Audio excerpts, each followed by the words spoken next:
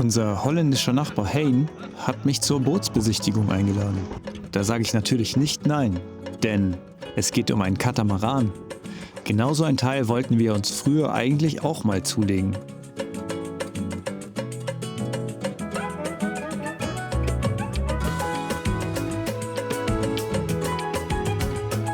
Welcome on the boat.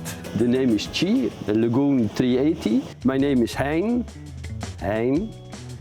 and I'm 66 years old. I will be 67 in 3 months. Then I get my pension. Ja, ich bin seit 5 Jahren auf dem Boot. Normalerweise Winter und Sommer, aber die letzten Jahre nur Sommer. Und dann im Winter gehe ich nach Holland, weil das Wetter im Winter in Holland ist perfekto. Ich meine, was muss man in Spanien machen? So, dann gehe ich im Winter nach Holland und da habe ich ein Haus und da muss ich ein bisschen bauen und so weiter. Das Boot ist ein Lagoon 380, 38 Fuß, so das ist 11,70 Meter oder etwas. Französisch gebaut. Ich glaube, das war das erste Produktion-Katamaran für Charter Market. Aber später hat man das auch ein Owner-Version gemacht, für Owner, nicht für Charter. So vielleicht war es eine gute Idee, Dennis, um eben drinnen zu gucken. Und dann können wir ansehen, was diese französischen Bauer gemacht haben. Ja? Ja, machen wir. Ja, okay, wir sind jetzt im Main Cabin. Aber das ist die Galley, die Küche. Klein, aber sehr funktionell. Es hat Gasstove. Es hat einen Ofen, das ist da hinten. Ja, alles ist da. Ich meine, Schränke, Ladenkasten. Nespresso von Krups. Viel Space. Und ich habe jetzt seit 2 Wochen einen Gassensor installiert, weil in die Nähe von meinem Boot ein anderes Boot war explodiert, because Riesen war Gas. So, ich habe gedacht, ich muss einen Alarm haben. Wasser habe ich zwei Tanks, 300 Liter pro Tank. Ein Meereswasserpump und das ist Meereswasser, das ist Salz natürlich, und ein Trinkwasserpump. Und die Trinkwasser ist connected zum Trinkwassertank, das ist ein separate Tank. Und diese wird gefüllt mit Wassermacher. Wenn ich meine Haare jeden Tag wasche, und das mache ich natürlich nicht, normalerweise kann ich alleine ohne End damit, weil ich produziere ein bisschen Wasser und ich benutze ein bisschen und das geht ohne End. Ich glaube, weil es ist nur 38 Fuß, aber das wird sicher ein 45 Fuß Monohull sein. Ich bin 6,50 Meter breit und die Tiefgang ist 1,50 oder 1,20 oder 1,50. Ich bin nicht sicher davon. 1,20 glaube ich. Jetzt war die Kajüte, Dreifer, Floater, die linke Seite von das Boot. Hier hat man viel Hauptraum, so das war gut. Und das ist 1 Meter nach unten. Und dann gibt es 2 Kajüten, vorne eins und hinten eins und ein Head, das heißt ein Badezimmer.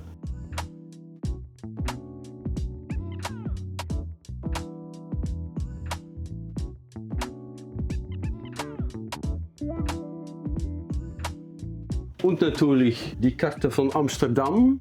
An die linke Seite, das ist normalerweise für Gäste. Und jetzt war es ein Storeroom. So, das gibt viele Spare Parts und so weiter und die Batterien sind hier und ja, meine Supplies sind hier in diese Hull. Und ich habe sehr viel Sachen. Das Boot hat, ich glaube, alles Spare Parts. So, ich kann die ganze Boot neu bauen ohne das Casco. Das Problem war, wenn man den Raum hat, benutzt man das auch und das habe ich gemacht. Aber ich glaube, es ist noch relativ normal. Ich habe andere Boote angesehen und das ist noch akzeptabel in diesem Fall. Ich lebe an die andere Seite von das Boot, weil dort gibt es ein riesen Badezimmer und Sauna und Schwimmpool und alles. Das ist ein Steuerbord. Ja, jetzt sind wir am Starboard Hull und das heißt, in meinem Fall ist das der Owner's Side, Owner Hull. Und hier gibt es eine große Kabine hinten.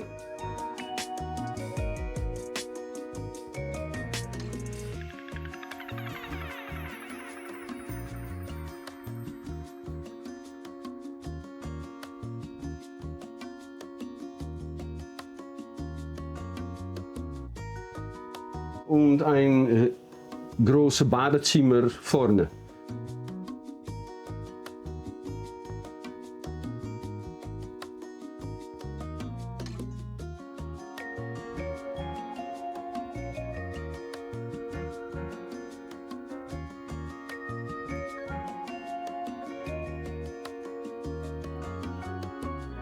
Und natürlich nicht vergessen, diese Bibliothek. Das kann man studieren und ja, da kann man auch sitzen und ein bisschen arbeiten. Und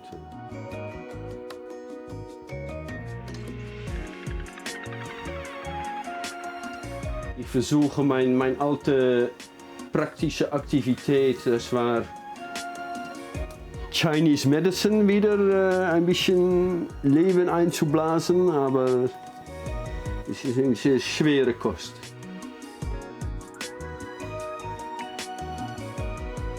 Ja, das Unterschied ist natürlich nur ein Bett, ein Berth. Und normalerweise an die andere Seite ist hier das Badezimmer, das Toilette und so weiter. Und das ist hier Schranke und Bibliothek. Und die Badezimmer ist hier und das ist kein Berth, kein Bett mehr. Das ist alles ziemlich luxe, glaube ich. Jetzt sind wir im Main Cabin, aber in die Navigationsecke und Elektrizitätsecke.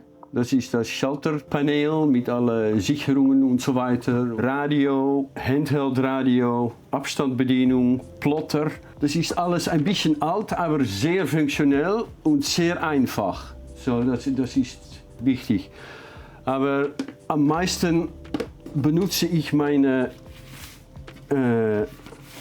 Karte und ein Plotter und dann geht's gut.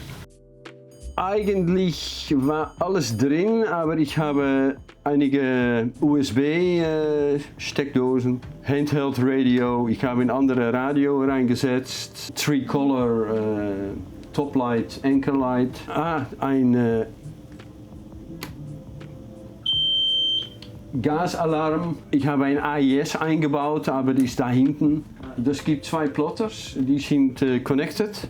So, was ich hier mache, zeigt sich oben und was ich oben mache, zeigt sich hier. Ziemlich alt, aber sehr reliable. Verlässliche Plotter.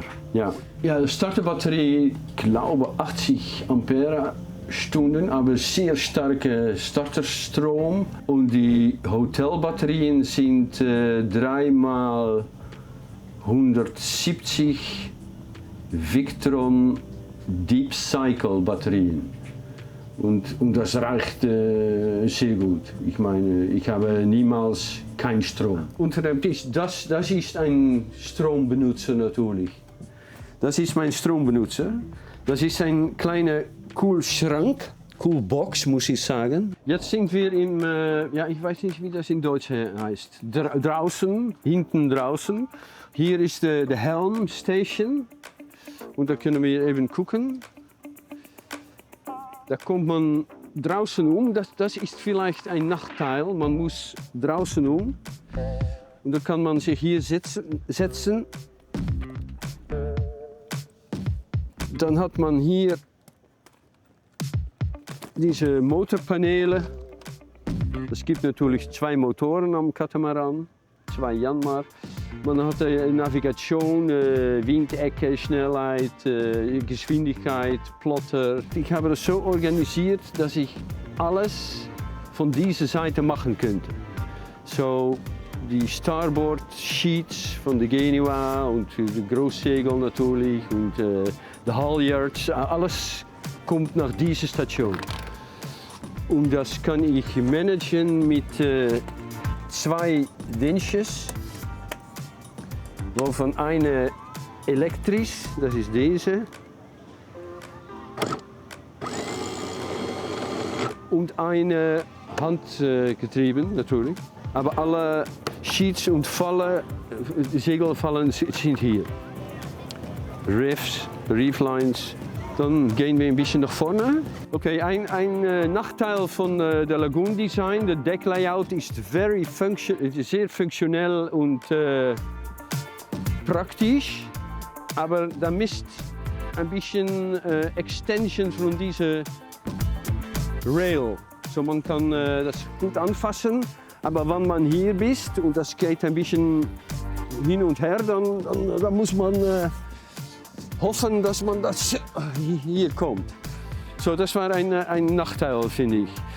Weiter hat man zwei große Kasten für Fenders und Linien und so weiter. Und ein Kasten für Anchor Chain. Und man hat natürlich diese Trampoline. Oh. Shit. Almost broke my neck. Zähne gehen dazwischen. Alles sehr funktionell, einfach und gut gemacht. Das Anker ist 25 Kilo. Das habe ich geändert, das habe ich ein bisschen größer gemacht. Und die Ankerkette ist 10 mm. Das habe ich auch ein bisschen upgraded. Und ich habe 50 Meter Kette und dann noch 50 Meter Rope. Und das reicht normalerweise hier im Mittelmeer. Und dann gibt es noch zwei große Lockers hier vorne. Und dann war das mein Arbeitsplatz, wo ich arbeite normalerweise.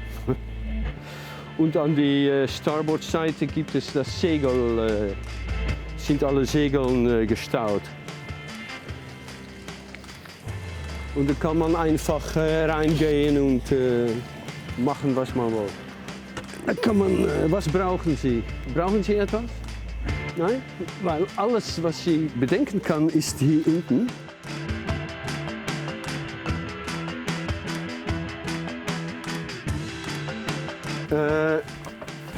Hier habe ich mein Spinnaker, mein zweite Genua, my spare ropes, spare pump und so weiter. Das ist alles hier gestaut. Und dann muss ich noch ein bisschen sauber machen. Aber das passiert, dann gehe ich hier herein und dann falle ich in Schlaf und dann bin ich weg für 2-3 Stunden.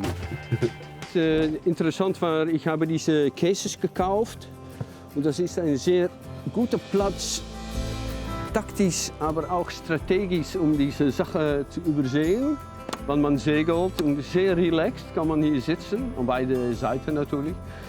Und ja, das hat natürlich alle Sachen, die man sehr schnell braucht, sind rein Soft Shackles und Linien und Covers und Fishing Gear und alles ist da.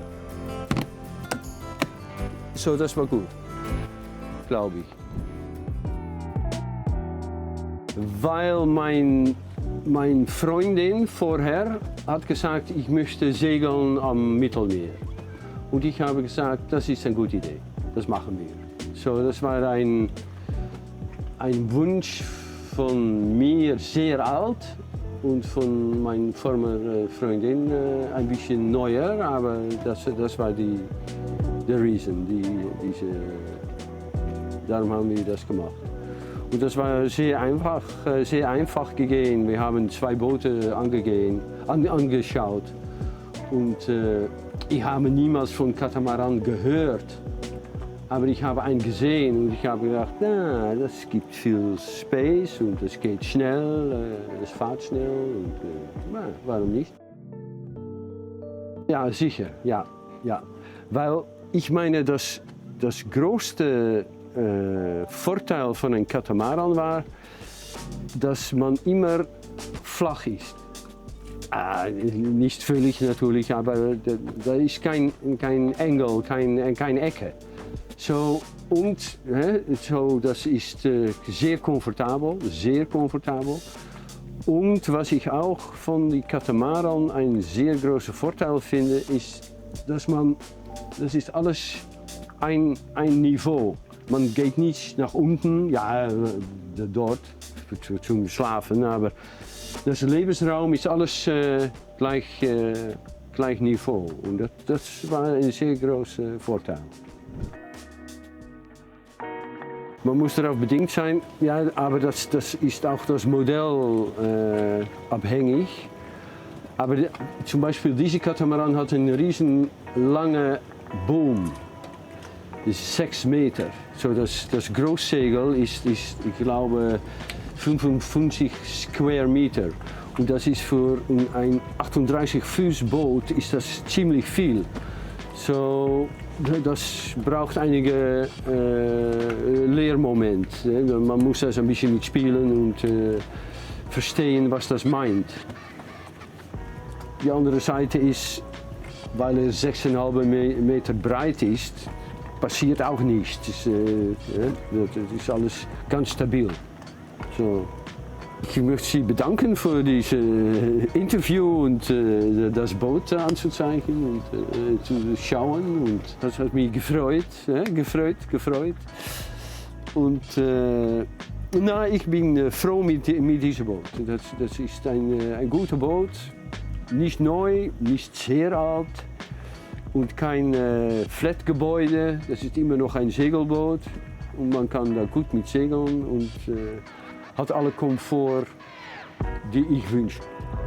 So danke. Das war sicher. Und jetzt Bier. Oder Gazpacho, ja.